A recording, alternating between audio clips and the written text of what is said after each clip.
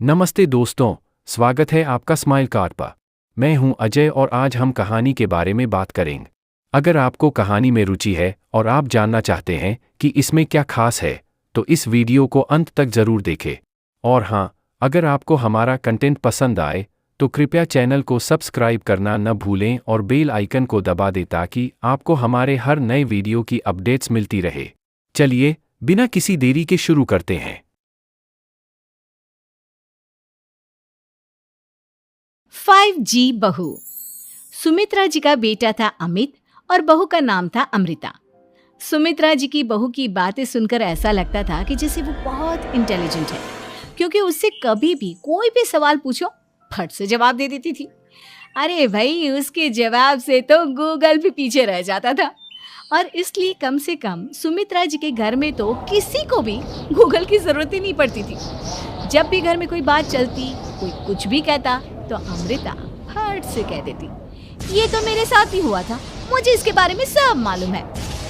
एक दिन सुमित्रा जी अमित और अपनी बहू अमृता के साथ अमित के बुआ जी, फूफा जी यानी कि मुकेश और उर्मिला जी के यहाँ पर मिलने के लिए गए। अरे बहुत अच्छा किया अमित बेटा, इतने दिनों के बाद आए हो तुम। हाँ सुमित्रा भाभी, कभी तो आ जाया करिए अपने बच्चों को लेकर।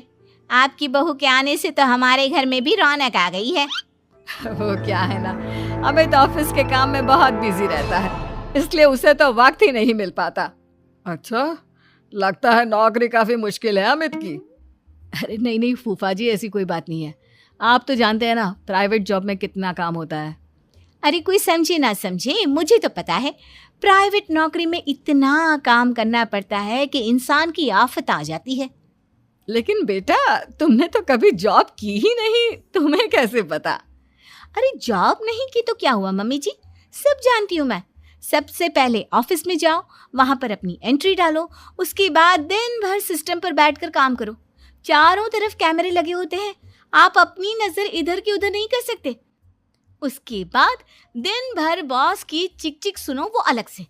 यही सब होता है, मुझे ना सब पता है। अरे बहू रानी तो काफी इंटेलिजेंट है, हर बात की खबर है इसको। थोड़ी देर बाद, अब देखिए सुमित्रा भाभी, इतने दिनों के बाद आई हैं आप, खाना खाकर ही जाना, ऐसे तो मैं आपको जाने नहीं दूंगी। वैसे बुआ जी, खाने में क्या बनाया है?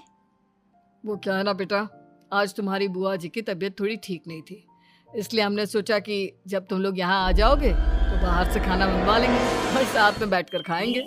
लेकिन बस प्रॉब्लम इतनी सी है कि मुझे बाहर से खाना ऑर्डर करना नहीं आता। सोचा जब अमित आएगा तो उसी को बोल दूंगी। अरे मुझे आता है ना, मैं कर देती हूँ ऑर्डर। बताइए क्या क्या मंगाना है आपको? इटालियन, कॉन्टिनेंटल, इंडियन, पंजाबी, सब पता है मुझे। क्या बात है बहू, क्या घर में भी खाना रोज बाहर से ऑर्डर करती हो? अरे नहीं बुआ जी, ऐसी कोई बात नहीं है, बस मुझे ना सब पता है। कोई बात नहीं अमृता, मैं अपने फ़ोन से ऑर्डर कर देता हूँ। अरे क्या बात है, आजकल ऑनलाइन डिलीवरी पर कोई ऑफर नहीं चल रहा है, वरना काफ़ी पैसे बच जाते हैं। कैसी बात करते हैं अमित, मैं कह रही हूँ ना मुझे सब पता है। मुझे एक बहुत अच्छा ऑनलाइन डिलीवरी वाला मालूम है, जहाँ पर 50% ऑफ मिल जाएगा। और आज तो वैसे भी फ्राइडे है ना, फ्राइडे को तो उस पर 50-70% ऑफर मिलता ही मिलता है। अरे क्या बात है, इसके बारे में तो मुझे पता ही नहीं था। अरे बेटा, जिस चीज के बारे में किसी को पता नहीं होता, हमारी बहू को पता होता है। एक काम कर, तू उसी को ऑर्डर करने दे। क्या बात है अमृता बेटा, तुम तो बहुत इंटेलिजेंट हो, सब कुछ जानती हो। कुछ दिनों के बाद सुमित्रा जी की कुछ सहेलियां उनसे मिलने के लिए आती हैं। अरे सुमित्रा बहन कैसी हो, बहू कैसी है तुम्हारी? अरे पूछिए मत, बहुत इंटेलिजेंट है मेरी बहू, सब कुछ जानती है। क्या बात है, बहू के आने के बाद तो औरतें दुखी हो जाती है, लेकिन तुम तो बहुत खुश लग रही हो। वो क्या है ना, मेरी बहू है ही इतनी अच्छी। अरे तो बुलाओ ना, हमारे साथ बैठेगी, बातें करेंगी तो हमें भी अच्छा लगेगा। सुमित्रा जी अमृता को बाहर बुलाती हैं और उसके बाद सब लोग बातें करने लगते हैं। क्या बताऊं, कुछ दिनों से घुटनों में इतना दर्द हो रहा है कि चला भी नहीं जाता। अब बुढ़ापे में तो ये सब चलता ही रहता है, क्या कर सकते हैं। आंटी जी आप योगा करिए, योगा और साथ में ना काले तिल खाया करिए, आपके घुटनों का दर्द भाग जाएगा। लेकिन तुमको ये सब कैसे पता बेटा? अरे मेरे भी घुटनों में दर्द होने लगा था, मैंने योगा किया और काले तिल के साथ गुड़ मिलाकर उनके लड्डू बनाकर खाए, एकदम ठीक हो गए हैं मेरे पैर। अमृता ये तुम क्या कह रही हो? इतनी कम उम्र में तुम्हारे पैरों में दर्द कैसे हो सकता है? अरे मम्मी जी सच कह रही हूँ, एक बार अगर कोई ये नुस्खा अपना लेना बस मजा आ जाए। ठीक है बेटा, अगर तुम कहती हो तो मैं ये करके देखती हूँ। मुझे सब पता है आंटी जी, ये मेरे साथ हो चुका है इसीलिए तो बता रही हूँ मैं आपको, ऐसे नहीं बताती किसी को। कुछ दिनों के बाद अमित अमृता को अपने दोस्तों के साथ घूमने के लिए ले जाता है। क्या यार, क्या जिंदगी हो गई है। सारा दिन ऑफिस का काम करते रहो, अपनी हेल्थ पर तो ध्यान ही नहीं दे सकते। अरे क्यों नहीं दे सकते अपनी हेल्थ पर ध्यान, सब दे सकते हैं, इंसान चाहे तो कुछ भी कर सकता है। क्या बात है भाभी, आप इतनी श्योरिटी के साथ कैसे कह सकती हैं?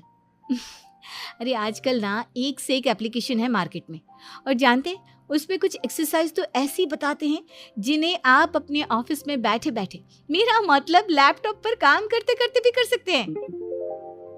अमृता ऐसी एक्सरसाइज के बारे में तो मुझे भी नहीं पता था, तुम्हें कैसे मालूम? अरे मुझे सब पता है, हर चीज की खबर रखती हूँ मैं, जानते हैं ना आप। लेकिन ऐसी कौन सी एप्लीकेशन है और ऐसी कौन सी एक्सरसाइज है भाभी? एक मिनट मैं आपको अपने मोबाइल में दिखाती हूँ। अरे वाकई में भाभी तो सही कह रही हैं। देखो यार, इस पे कितनी अच्छी एक्सरसाइज दिखाई गई है। अपनी चेयर पर बैठे बैठे एक्सरसाइज भी कर लो, काम भी और हेल्थ भी। वाह भाभी वाह, मजा आ गया। लेकिन अमृता तुम्हें इस बारे में कैसे पता? अब मेरे साथ जो चीज हो चुकी है उसके बारे में तो मुझे पता होगा ही ना अमित। मतलब तुम कब ऑफिस में काम करने गई जो तुमने ऑफिस करते करते एक्सरसाइज की? मैं जो किचन में काम करती हूँ अमित, घर के काम, वो किसी ऑफिस के काम से काम है क्या? बस मैं भी वो सब करते करते इनमें से कुछ एक्सरसाइज ट्राई कर लेती हूँ, इसीलिए मुझे सब पता है। सही है यार, तुम तो बहुत इंटेलिजेंट हो। कुछ दिनों के बाद ये क्या है? एक दोस्त ने मेरे साथ एक मजाक किया है लेकिन समझ में ही नहीं आ रहा। अरे बेटा तो अमृता से पूछ लेना, उसके पास कोई ना कोई जवाब जरूर होगा। ठीक कहती है मम्मी जी, मैं सब जानती हूँ। लेकिन अमृता ये थोड़ा मुश्किल है, सोच लो। मेरे लिए कुछ भी मुश्किल नहीं, दुनिया की कोई भी पहेली हो मैं चुटकी में सॉल्व कर लेती हूँ। अच्छा, देखो मेरे दोस्त ने मुझे एक खाली पेपर दिया है और कहा है कि इस पर उसने मेरे लिए कुछ मैसेज लिखा है। अब एक बात बताओ यार, खाली पेपर पर I mean, जिस पर कुछ भी नहीं लिखा हुआ उसे मैं कैसे पढ़कर बताऊं? अरे बस इतनी सी बात, इसे तो मैं चुटकियों में सॉल्व कर दूंगी अमित। लेकिन कैसे बहू? इस पेपर पर तो वाकई में कुछ नहीं लिखा हुआ, एकदम खाली पेपर है, कैसे क्या पढ़ोगी तुम? अमित एक छोटा सा काम करो, जल्दी से एक मोमबत्ती लेकर आओ। अरे बहू, पेपर में आग लगाने का इरादा है क्या? नहीं मम्मी जी, इस पेपर पर अमित के दोस्त का लिखा हुआ मैसेज पढ़ने का इरादा है। अमित कैंडल लेकर आता है। अब ना बस इस पेपर को धीरे धीरे कैंडल के ऊपर घुमाते रहो, देखना 2 ही मिनट में मैसेज आपकी आंखों के सामने होगा। अच्छा ठीक है, मैं ऐसा करके देखता हूँ। 2 मिनट के बाद अरे वाकई में इस पर तो अक्षर बनने लगे, लेकिन ये हुआ कैसे? और अमृता तुम्हें कैसे पता? बहुत सिंपल है मम्मी जी, अमित के दोस्त ने नींबू के रस से मैसेज लिखकर उसे सुखा दिया। आप अगर मैसेज पढ़ना हो ना तो पेपर को आग के सामने ले जाओ और लेटर्स अपने आप उभर कर आ जाते हैं। वाह बहू, लेकिन तुम ये सब कैसे जानती हो? अरे मम्मी जी, जब मैं छोटी थी ना तो अपनी सहेलियों के साथ ऐसे ही गेम खेला करती थी। ये तो मेरे साथ कितनी बार हो चुका है, मुझे सब पता है। थैंक यू यार अमृता, तुम्हारी वजह से हमें कुछ भी सोचने की जरूरत ही नहीं पड़ती, तुम सब कुछ बता देती हो। कुछ दिनों के बाद सुमित्रा जी को अमृता के प्रेग्नेंट होने की खुशखबरी मिलती है और सुमित्रा जी अमृता को डॉक्टर के यहाँ लेकर जाती है। देखिए सुमित्रा जी, आपकी बहू की तबीयत बिल्कुल ठीक है, किसी भी तरह की चिंता करने की कोई ज़रूरत नहीं है। लेकिन हाँ, उनको आयरन वाली डाइट खाने की बहुत ज़रूरत है। ठीक है डॉक्टर साहब, आप बता दीजिए मैं अपनी बहू को क्या क्या खिलाऊं ताकि उसकी तबीयत ठीक रहे और आने वाले बच्चे की भी। अरे मम्मी जी, इसमें डॉक्टर से पूछने की क्या ज़रूरत है। किशमिश है, अनार है, पालक है, ये सब खाना चाहिए। आयरन का लेवल बिल्कुल बराबर रहता है। अरे वाह, आपकी बहू तो सब कुछ पहले से ही जानती है। ये तो बहुत अच्छी बात है। देखो, आयरन के साथ तुम्हें कैल्शियम भी खाना होगा। जानती हूँ मैं, अगर आयरन की खाली सप्लीमेंट लेते हैं और कैल्शियम नहीं लेते तो बॉडी उसे अच्छे से एब्जॉर्ब नहीं कर पाती। सब पता है मुझे। बहू ये भी मालूम है? हाँ मम्मी जी, आप तो जानती है ना, मुझे सब पता है। आपकी बहू की बातें सुनकर अच्छा लग रहा है। मुझे ऐसी बहुत कम लड़कियां मिलती हैं जिन्हें इतनी नॉलेज होती है, सारे सवालों के जवाब देती है। और हमारे इंडिया में तो वैसे भी हालात बहुत खराब है।